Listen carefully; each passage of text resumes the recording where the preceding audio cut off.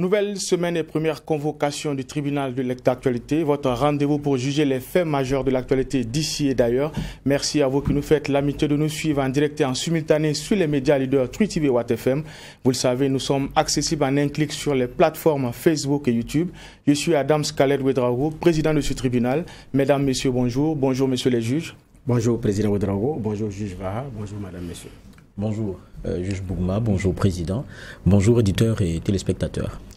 Le nouveau format du sommet France-Afrique s'est tenu comme annoncé à Montpellier le 8 octobre dernier, un sommet qui a fait la part belle à la société civile africaine et à son diaspora, et cela s'inscrit selon ses initiateurs dans une nouvelle démarche, celle de refonder les relations entre la France et l'Afrique. Le Burkina Faso y a pris part avec une quarantaine de participants. Après le face-à-face entre le président Emmanuel Macron et la jeunesse africaine, largement relayé sur les réseaux sociaux, que faut-il retenir de ce sommet?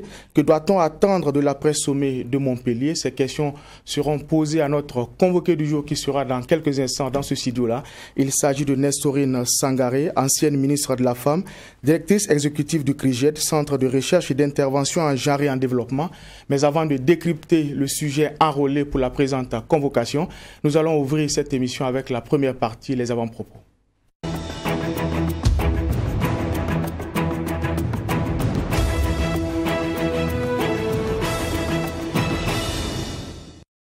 Et pour cette première partie, nous allons donner la parole au juge Bougma. Qu'est-ce qui a retenu votre attention pour cette première convocation de la semaine du tribunal de l'actualité?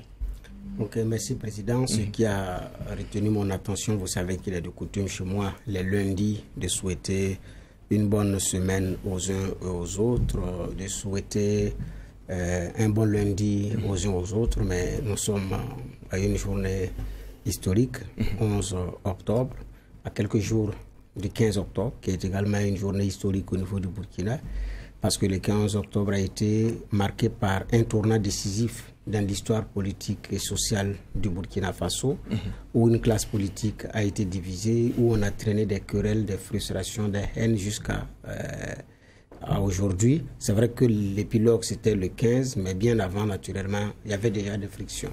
Donc, j'ai dit que c'est une journée historique, celle du 15. Mais aujourd'hui également, c'est historique parce que c'est l'ouverture du dossier Thomas Sankara, donc un dossier qui a cristallisé toutes les attentions, les passions, qui a été l'objet de plusieurs écrits, de mémoires, comment on appelle ça, d'objets d'études dans les universités au Burkina ou hors du Burkina Faso, dont certains enseignements sont tirés, donc des présidents qui s'inspirent également de l'action du président Thomas Sankara.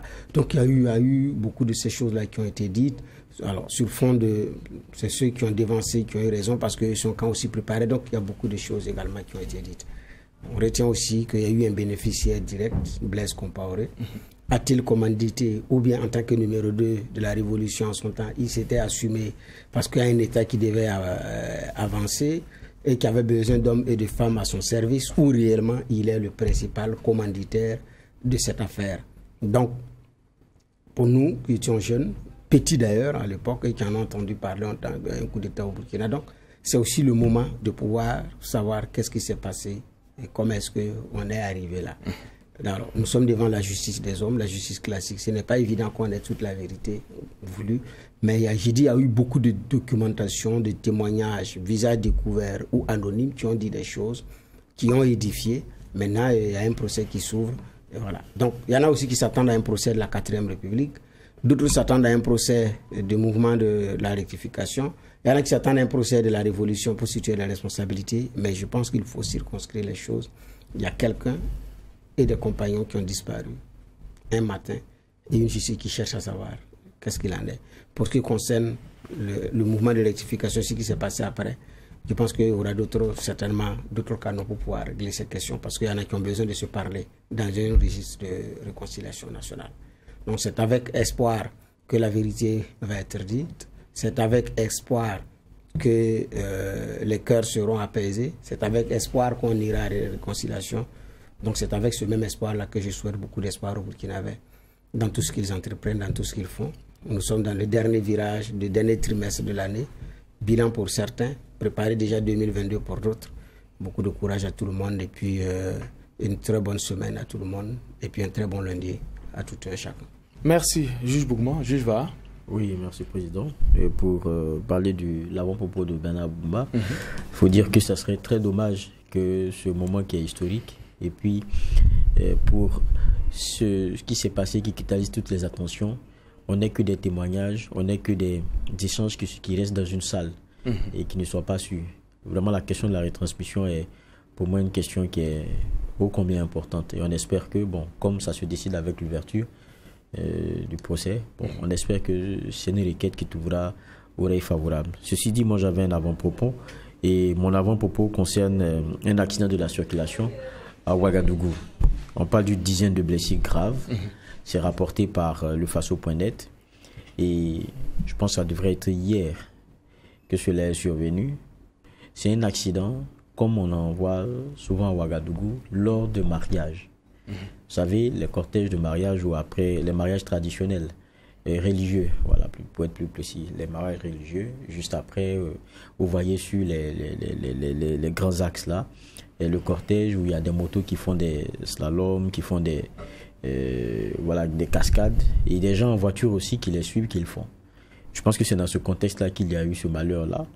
On parle d'une 4x4 Prado qui est passée sur une dizaine de personnes. De moto n'a pas pu s'arrêter. Ça nous rappelle aussi que il faut faire attention, parce que ça, on est coutumier de ces scènes-là à Ouaga. C'est des moments de joie où quelquefois, dans l'émotion forte et dans l'excès de démonstration, on oublie qu'on est sur des voies qui sont pratiquées par tout le monde et puis on n'a pas le droit de le faire. La joie peut s'exprimer autrement. Mais ça, je pense que ça nous interpelle. Ils étaient tous heureux quand ils le faisaient. Ils étaient tous dans un moment de joie. Ils avaient envie de marquer de façon spéciale ce moment-là. Mais ça nous rappelle que souvent, ce n'est pas de la bonne façon, puisqu'on expose les gens dans ce qu'on fait et on s'expose soi-même. Et je pense que ça, c'est une piqûre de rappel. On espère que les blessés vont recouvrer la santé, mais je pense qu'il faut tirer leçon de ça. Il y a la brigade des sapeurs-pompiers qui est arrivée très vite sur les lieux. Il y a aussi une police, je pense que je vais trouver le nom de la police qui aussi, elle, s'est dépêchée sur les lieux, parce que c'est important aussi de définir tout ça. C'est la brigade anticriminelle qui, elle aussi, est arrivée sur les lieux pour les histoires de constat et tout. Donc je pense que ça, c'est une vraie piqûre de rappel. Il faudrait qu'on songe à arrêter ces comportements-là, parce que c'est très dangereux. Merci, messieurs les juges. Merci également à l'équipe de réalisation de cette émission, le tribunal de l'actualité, qui nous permet d'être ensemble du lundi au vendredi en direct et en simultané sur les antennes des médias leaders Twi TV et Watt FM. L'après-sommet de Montpellier, quels sont les enjeux? En tout cas, c'est le thème retenu pour la présente convocation. Nous allons avoir la lecture de l'ancienne ministre de la Femme, directrice exécutive du CRIGED, Centre de recherche et d'intervention en genre et en développement, sur la question. Monsieur les juges, nous allons justement, comme on l'a dit, traiter de cette question-là. C'est vrai qu'au départ, la question du casting des participants à ce sommet a posé beaucoup de problèmes. Il y a eu des débats. Au regard de ce qu'on a vu, on a maintenant des visages qu'on peut donner aux participants du Burkina Faso. Est-ce que le casting a été bien fait, Juge Bougma? Bon, casting bien fait, je ne sais pas quels ont été les critères du casting. Donc, je ne peux pas juger de la qualité du casting, parce que n'étant pas partie prenante dans cette affaire, parce que c'est un organisateur qui a besoin de profil en fonction de ses besoins, en fonction de ses objectifs, et qui a fait les choix qui lui conviennent.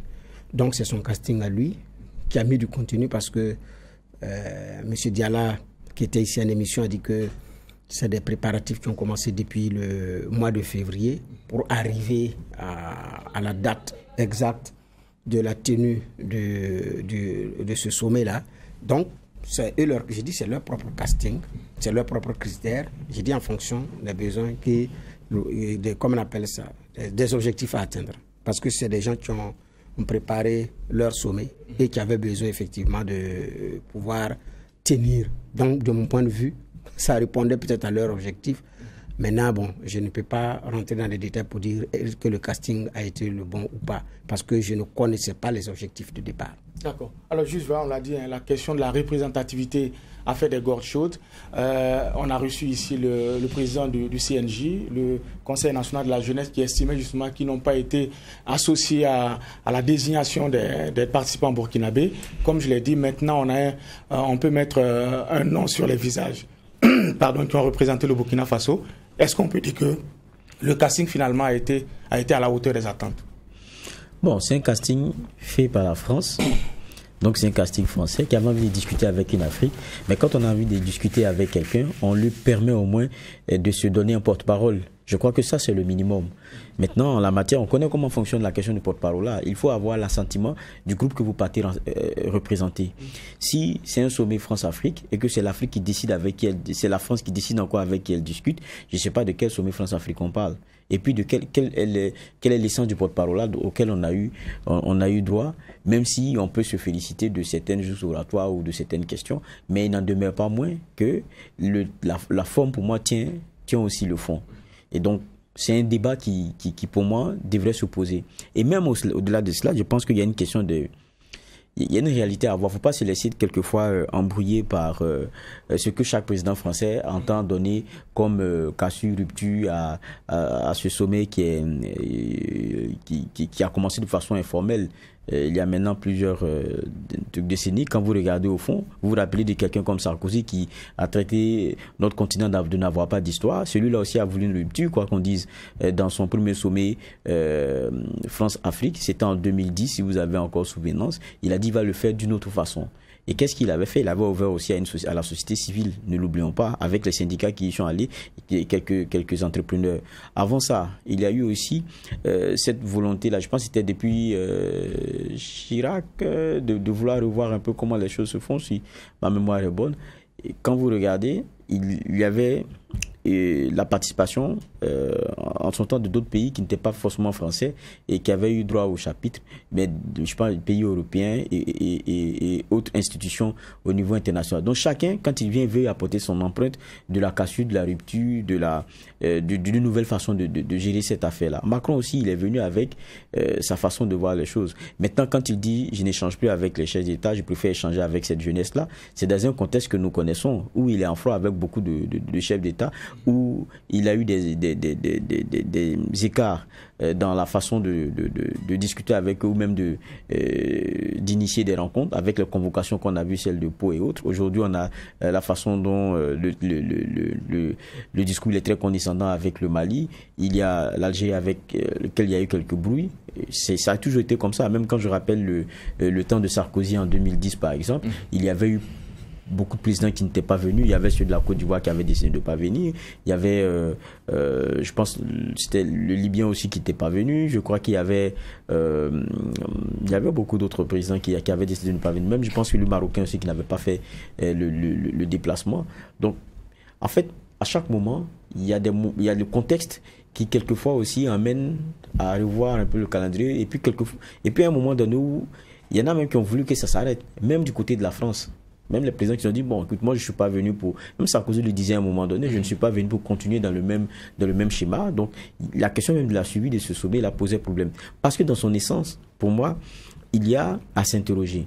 Comment un pays qui a 60 millions d'habitants, c'est ça la France, peut venir s'asseoir, convoquer chez lui un continent qui a 54 qui font partie de l'Union africaine, 55, 17 ans, 57 quand tu mets Somaliland et autres. Bon, le débat est toujours... Mais plus d'une cinquantaine de pays, 1 milliard de personnes. Ça ne trouve pas c'est un peu bizarre que ça se fasse comme ça, c'est lui qui nous convoque pour discuter de notre avenir. Et puis de l'avenir de quelle Afrique? L'Afrique, ce n'est pas un pays. C'est plusieurs pays dans un continent. Et des pays qui ont des réalités. Vous prenez notre Afrique maghrébine, elle a ses réalités, elle a son concept de développement qui est tout autre, qui n'a rien à voir avec celui de l'Afrique subsaharienne.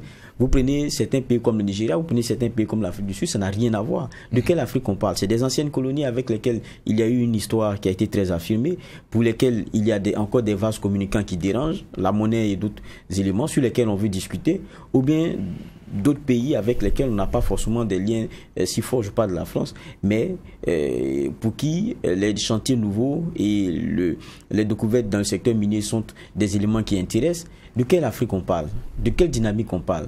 De quel développement on parle?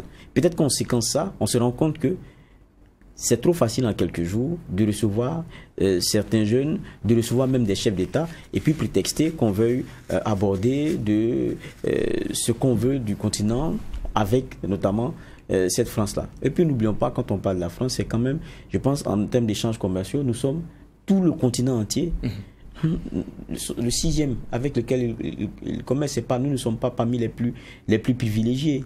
Et je parle de tout le continent. Mettez les 1 milliard de personnes là, la plus de cinquantaine de pays, on est jusqu'à 6e, tout le continent. Donc on n'a qu'à aussi accepter de comprendre que ce qu'on montre comme ça trop grand là, ça n'a plus vraiment trop sa raison d'être. Nos échanges avec par exemple des pays comme la Chine, c'est 3 fois plus que, je parle du continent, c'est 3 fois plus qu'avec la France. Qu'est-ce qu'il faut prioriser en termes de visée? Et puis quand on échange avec certains autres pays, moi j'ai été au sommet de Sochi par exemple, celui de Russie, il faut définir clairement ce qu'on veut avec ces pays. La Russie a défini clairement ce qu'elle voulait avec le continent. On ne va pas dans des questions de sentiments et des questions d'histoire, on va sur des questions d'intérêt et sur des questions d'échange possibles. Il faudrait qu'avec la France, on commence à réorienter les choses de cette façon-là. Et puis le ni, vous êtes là, ni ingérence, ni ceci.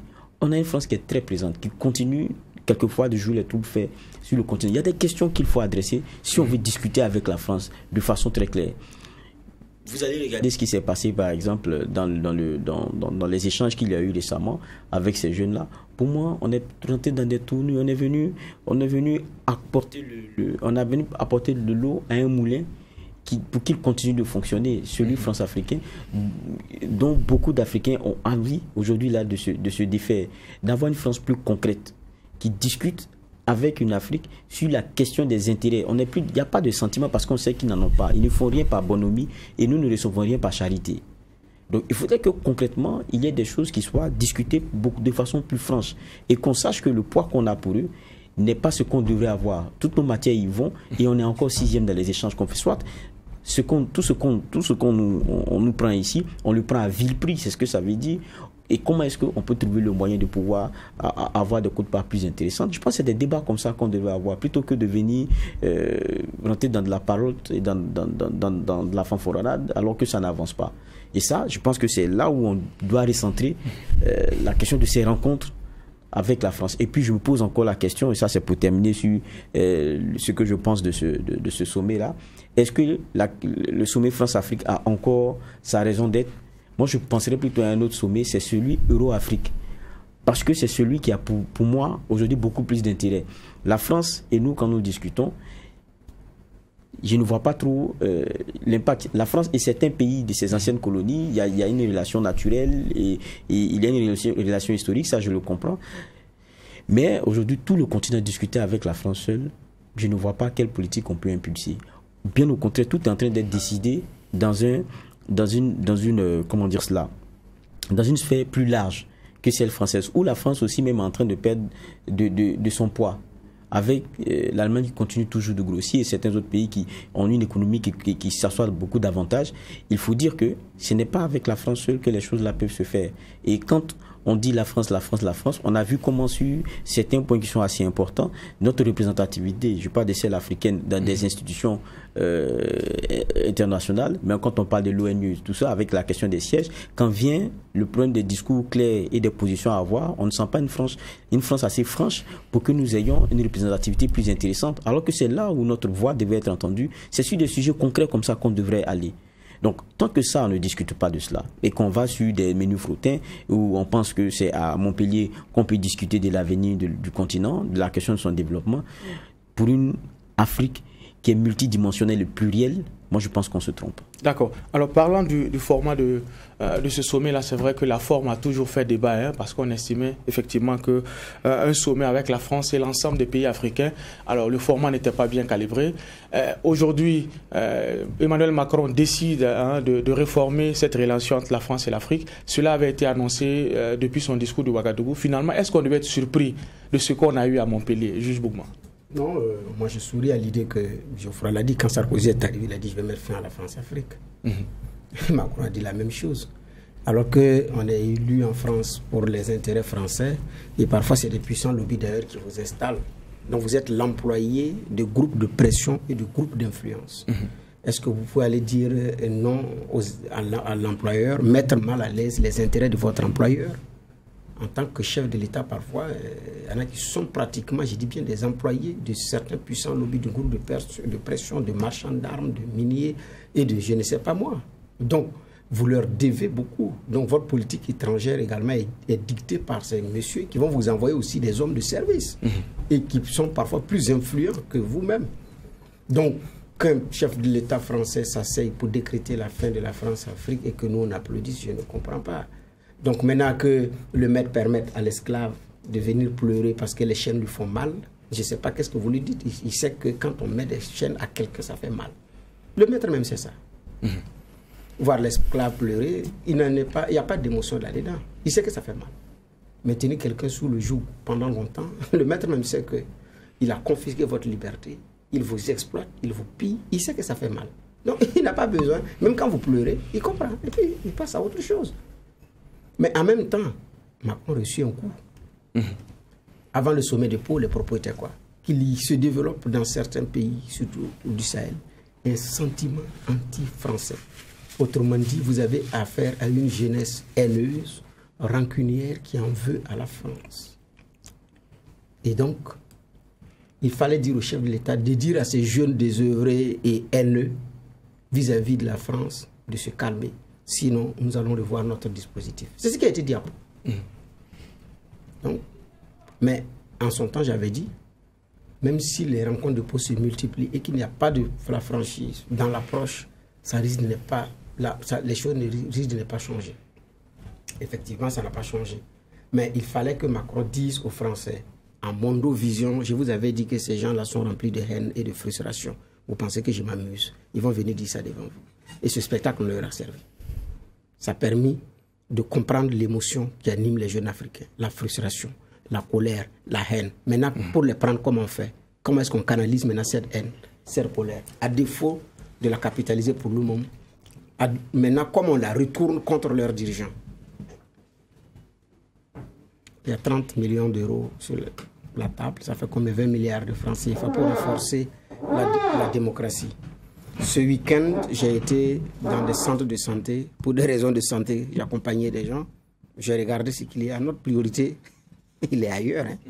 C'est le pain quotidien. Ce sont les questions de santé d'abord. Renforcement de la démocratie, j'en veux bien. Est-ce que la Libye, la démocratie libyenne, elle a été pour le moment instaurée ou renforcée? Irak, avec tout ce qu'on a eu.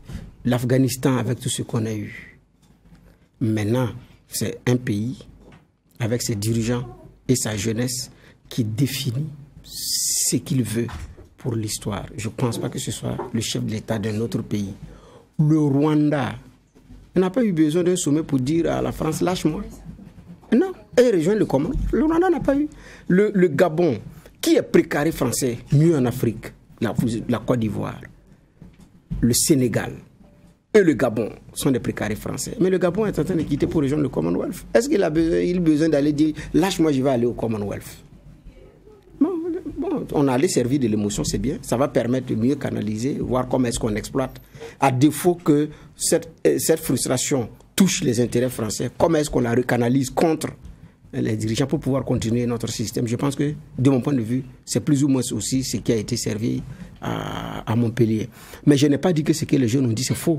C'est du ressenti, nous l'avons dit. Certains l'ont même mieux dit que le ressenti de beaucoup de jeunes Africains qui, bien avant ces jeunes-là, avaient dit. Je pense à Samska, je pense à Smokey, je pense à ces jeunes-là africains, à Kilifeu et autres. qui ont dit à un moment donné de l'histoire que. Et bien avant eux, d'autres jeunes avaient pris, certains même ont payé le prix fort de leur vie. Donc ces jeunes-là ont un mérite d'avoir eu ce courage-là, ce franc-parler. Mais en même temps, comment est-ce que ça a été préparé? Est-ce que c'est pas ce que d'ailleurs les organisateurs voulaient? Ce qui a été donné de voir. Je pense que également c'est ce qu'ils voulaient. Ils avaient besoin de cette émotion pour la canaliser pour leur propre objectif. Et l'avenir nous dira. Analyse de l'après-sommet de Montpellier, c'est le sujet qui est enrôlé pour la présente convocation. Je le disais en début d'émission, Nestorine Sangaré est notre convoquée du jour, ancienne ministre de la Femme et directrice exécutive du CRIGED, Centre de recherche et d'intervention en genre et développement. Elle est sur notre plateau. Bonjour et bienvenue, madame. Bonjour. Alors, je le disais, le sommet de Pau est un sujet que vous avez suivi de très près. On se rappelle de votre prise de position à la veille de ce sommet où vous dites, je vous cite, vous dites Macron ignore que chez nous en Afrique, l'étranger qui préfère s'adresser à un enfant en méprisant son père n'est pas le bienvenu. Aujourd'hui, nous avons plus ou moins les conclusions du sommet. On a vu ce que les participants africains ont fait à ce sommet-là. Est-ce que vous maintenez votre prise de position? D'abord, merci vraiment pour cette invitation. Je maintiens cet avis. Pourquoi? Parce que les propositions qui ont été, les 13 propositions qui ont été présentées, elles sont présentées aux jeunes, mais pas aux chefs d'État. Or, la relation entre la France et les États sont des relations entre pays souverains. Et en matière de souveraineté, aucun État ne peut aller s'arroger le droit de s'adresser à une partie de la population d'un pays ami. Et il y a des accords qui encadrent les relations. Et ces accords-là, que ce soit des accords culturels, militaires, économiques, tout est encadré par des textes et sous couvert du droit international.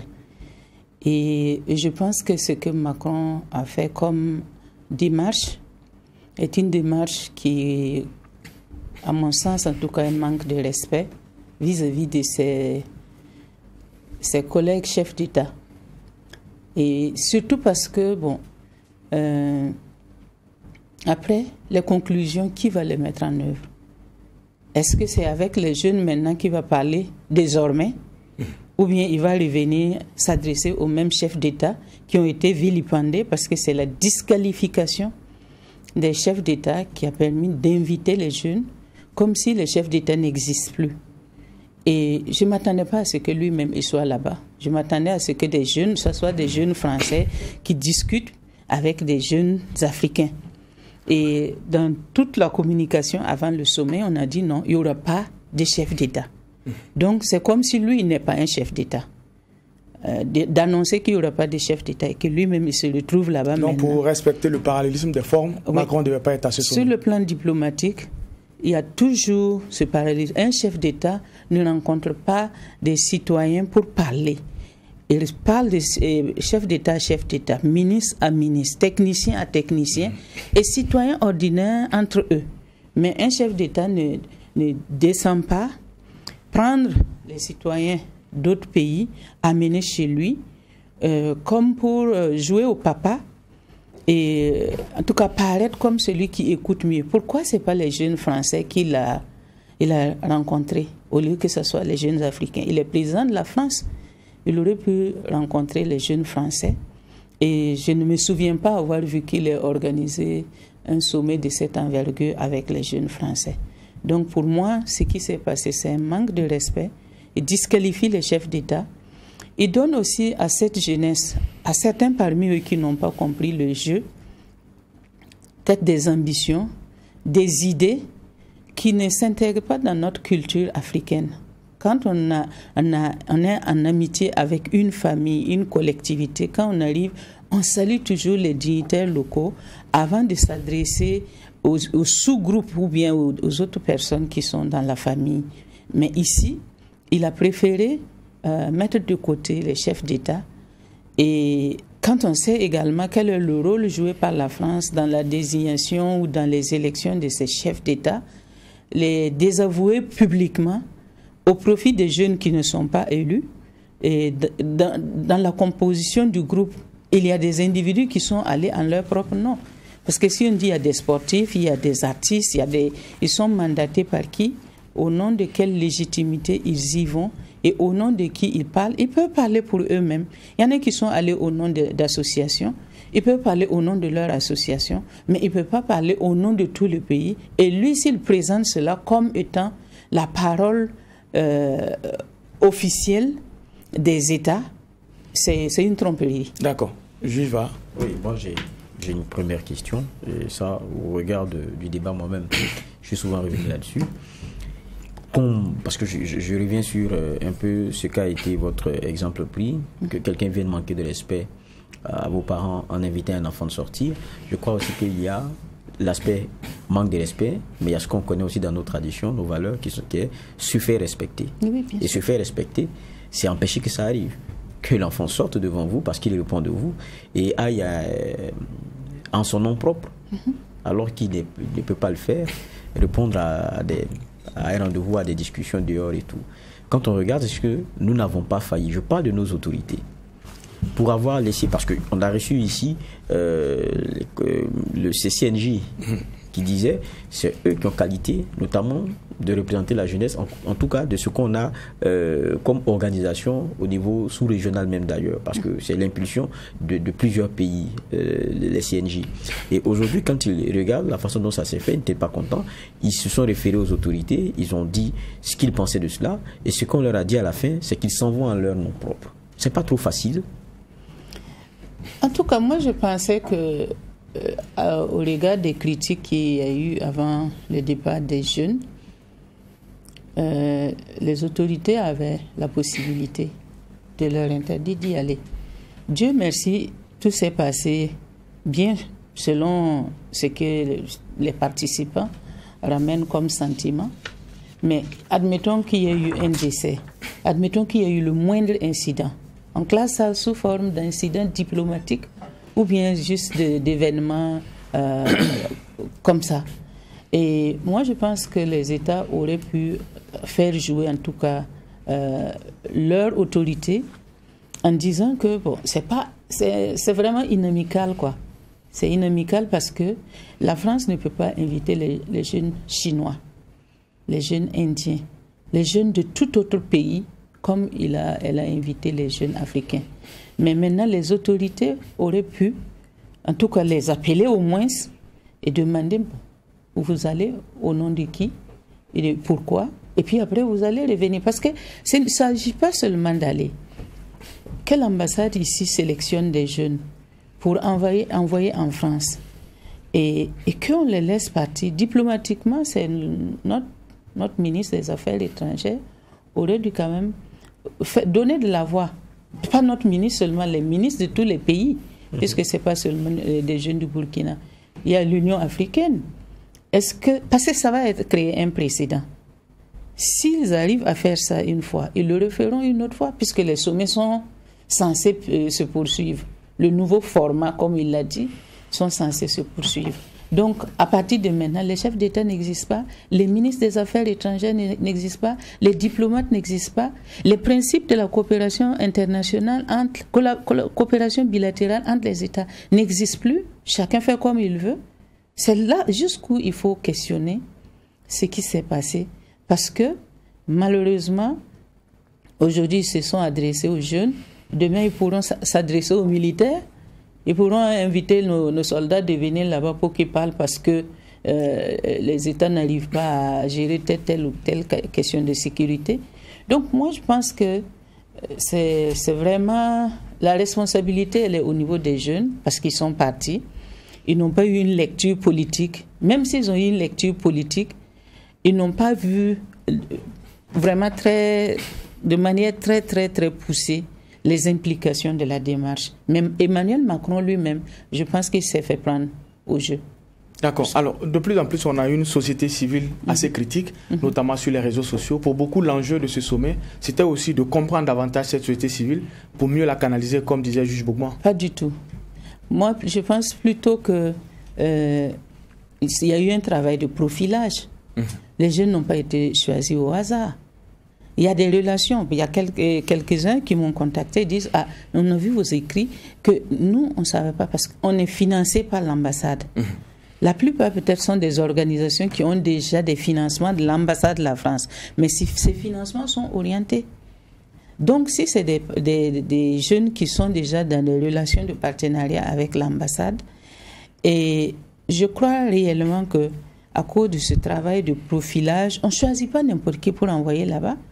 Pourquoi ils n'ont pas pris n'importe quel jeune pour y aller? Ils les ont choisis avec des critères. Donc, réellement, je pense que ce qui s'est passé réellement, ça a été mal pensé. Juge Bouma? Oui, effectivement, juste après ça, on a vu Macron qui a tweeté, je lis les 2 tweets. J'ai entendu l'appel à mettre en place un fonds de soutien à la démocratie. Nous le doterons de 30 millions d'euros sur 3 ans. La France n'en fixera pas les bénéficiaires. Cette tâche reviendra à un conseil d'orientation composé de personnalités africaines et de la diaspora. Le second tweet, j'ai entendu la volonté de créer une maison des mondes africains et des diasporas. Nous allons la réaliser. Elle sera un lieu de culture, de débat d'idées, de recherche et d'entrepreneuriat. Donc, comme on appelle ça, un partenariat qui s'ouvre avec la construction d'infrastructures et puis de l'argent à mettre. Ceux qui sont partis diront, bon, on a déjà eu 30 millions d'euros, donc 20 milliards de francs CFA pour financer la démocratie. Ce n'est pas une bonne chose. C'est une promesse. Après 2022, si Macron n'est pas là, les présidents qui vont venir après, est-ce que ce président serait intéressé à poursuivre ce que lui, il a commencé? Ça, c'est la première chose. Et Macron est venu en 2017 à Ouaga. Il a fait des promesses. Et il dit que 4 ans après, c'est pour mettre en œuvre une des promesses qu'il a organisé cette rencontre. Et ce qui est promis, est-ce que c'était le problème? C'est la solution correspond au problème principal que les jeunes ont soulevé. Il y a des problèmes. Le CFA, les accords coloniaux, il y a toute la domination économique qui est là, qui fait que les États ne peuvent pas se développer parce qu'il y a beaucoup de multinationales qui ne respectent pas les règles du commerce international. Pourquoi les solutions n'ont pas visé ces problèmes précis? Macron prépare une relève politique. J'ai entendu la journaliste Sayan qui disait que c'est pour renouveler la classe politique. Macron lui-même a dit qu'ils sont en train d'aller dans une transition démocratique. Il fallait écouter attentivement les discours de la presse française qui accompagne cet événement pour savoir que entre ce qui nous est servi et l'agenda réel de cette rencontre-là, c'est de sélectionner des jeunes qui pourront préparer la relève politique au niveau des États. Pour moi, c'est ça se limite à ça. Mais maintenant, bon, il n'empêche que également, Macron, ce qu'il a promis, un fonds pour la démocratie. Mais combien de projets, combien de coopérations bilatérales financent la démocratie dans nos États? Les élections sont financées par les partenaires techniques et financiers. Ce fonds de 30 millions-là, ça va servir à quoi réellement? Vous aurez l'occasion, nous aurons l'occasion de le voir. Mais encore faut-il voir l'argent venir. Parce que, bon, habituellement, la coopération française, quand elle donne l'argent, elle va passer par plein d'autres mécanismes. On fait un effet d'annonce et par plein de mécanismes. Mais je ne pense pas qu'aujourd'hui, le plus grand besoin, c'est un fonds pour la démocratie. Le plus grand besoin, c'est de créer des emplois pour ces jeunes-là, de vrais emplois. Le plus grand besoin, c'est qu'il y a la sécurité et la paix dans les pays. Le plus grand besoin pour ces jeunes-là, c'est que culturellement, il n'y a pas cette emprise qui fait que finalement, on est en train d'éroder tout le substrat culturel des sociétés. Et maintenant, on est en train d'aller vers quoi? La maison du dialogue dont il est question. C'est quel dialogue?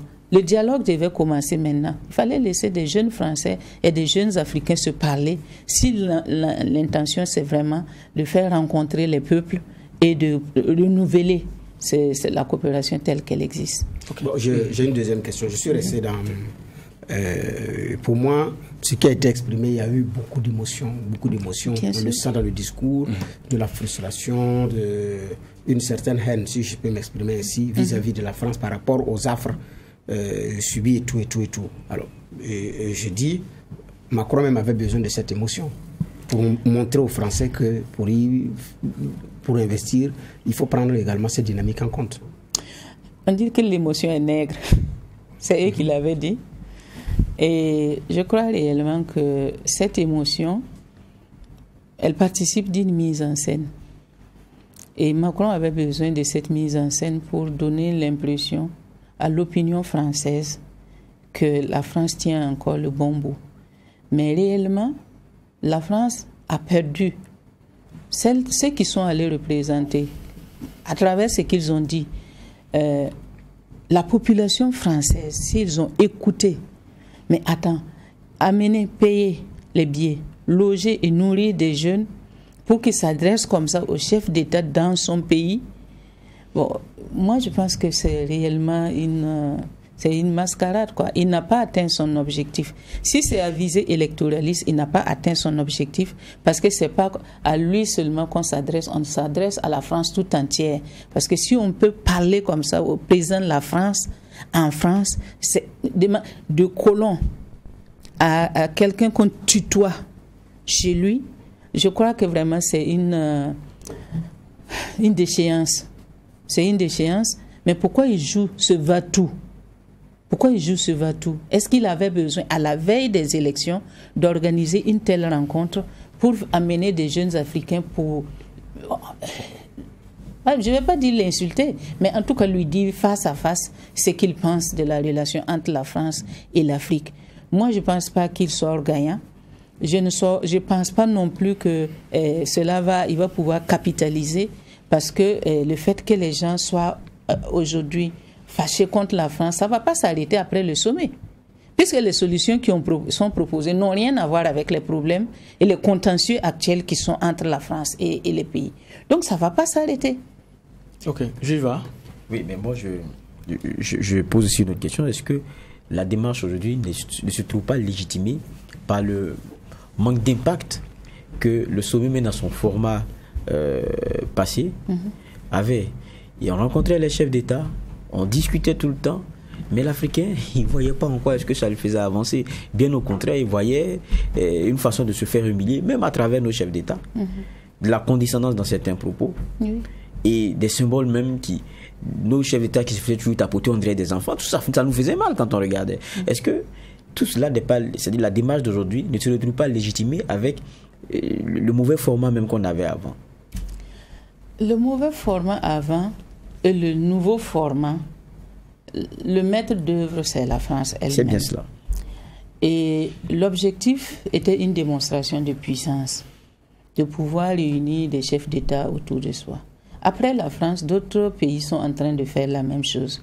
Italie, Russie, Japon, États-Unis, tous les pays sont en train de faire la même chose.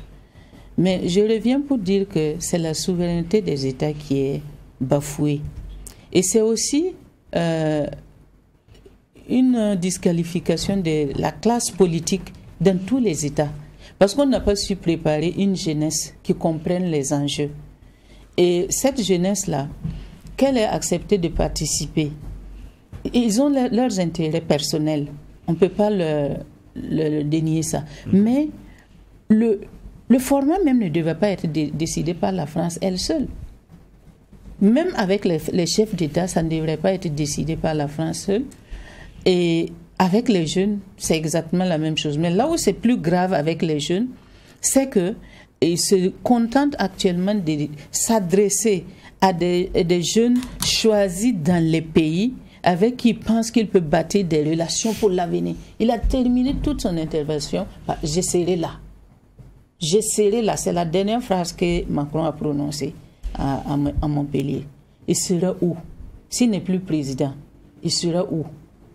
Et ce n'est pas des relations, on remplace 48 ans de pratique de sommet avec un nouveau format, semble-t-il.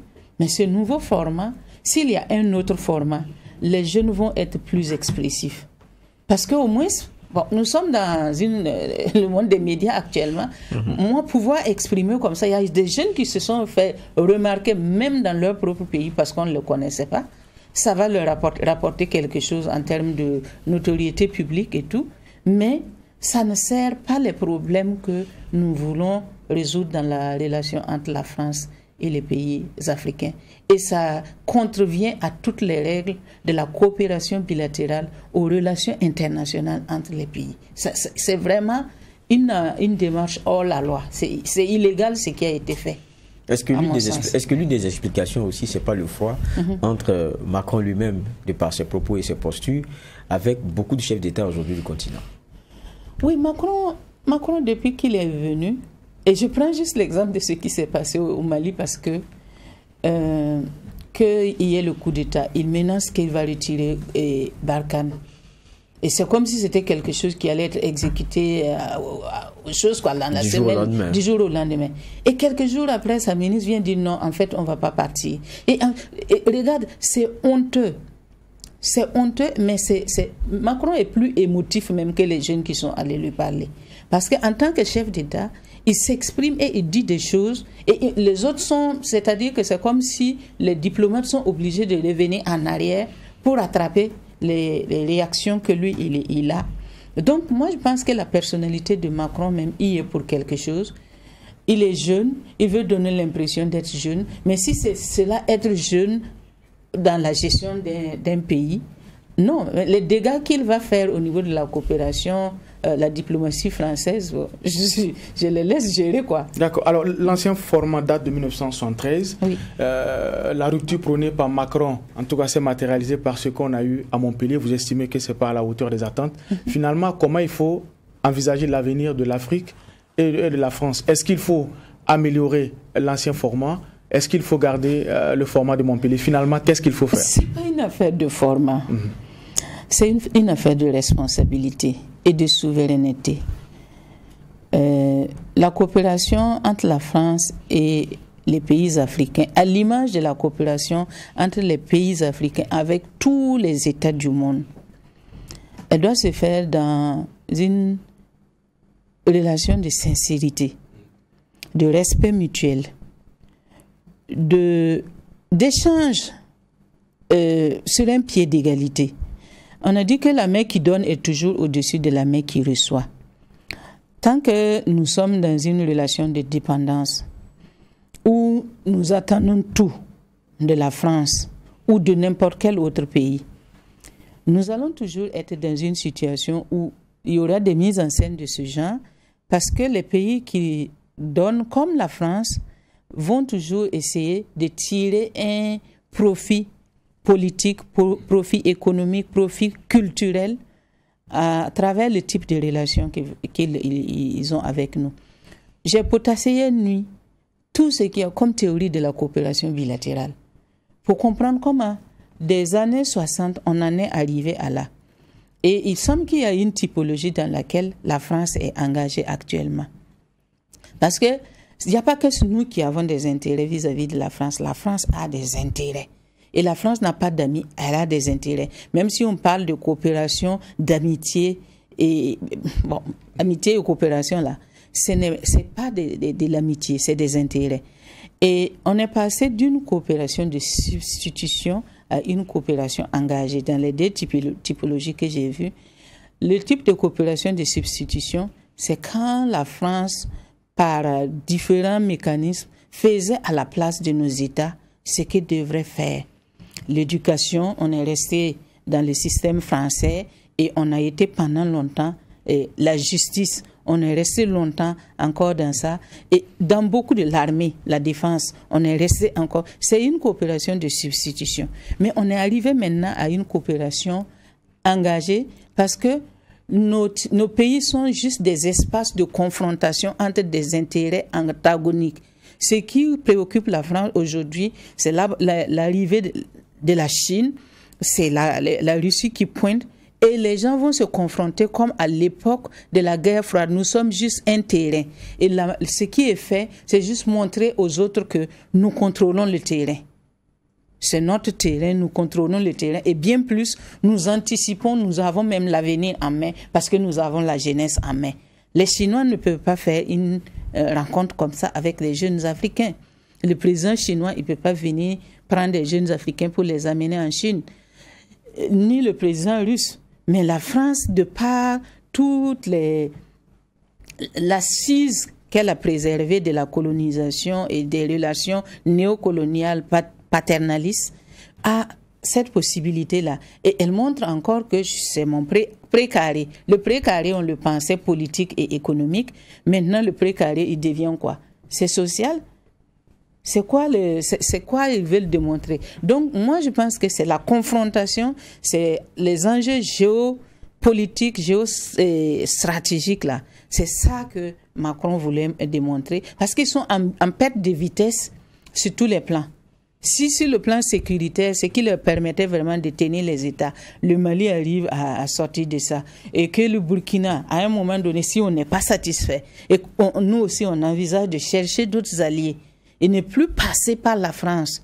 Parce que le paternalisme, c'est jusqu'au niveau des institutions internationales. Si tu vas aux Nations Unies, tout ce qui nous concerne, c'est la France qui parle en notre nom. Même au pays ici, les autres coopérations, regarde ce que la France va dire, regarde ce que la France se charge même d'informer les autres sur comment il faut nous traiter. Parce que c'est comme le père de famille, et quand il y a d'autres qui arrivent maintenant, c'est lui qui oriente. Et ils le font parfois en se plaignant ouvertement.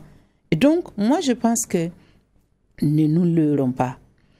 Le monde est en train de changer. La géopolitique internationale, elle va se jouer. À l'époque de la guerre froide, ça s'est joué, mais plus que jamais, elle va se jouer ici. Pourquoi? Pour des intérêts économiques. Et maintenant, si les chefs d'État ne peuvent pas calmer les jeunes, il faut trouver un moyen de les calmer. Il a choisi quoi? Les jeunes entrepreneurs. Mais qu'est-ce qu'il leur a proposé concrètement? On ne sait pas. Il a choisi quoi? Les sportifs, les artistes. Et c'est pour faire quoi? C'est le maintien de la relation de dépendance culturelle. Et finalement, les OSC, activistes, qui peuvent contester les gouvernants, qui peuvent critiquer les gouvernants. Et ce que la France ne peut pas dire directement, elle finance les OSC pour le dire. Tout ça, ce sont des façons de délégitimer les gouvernants en place.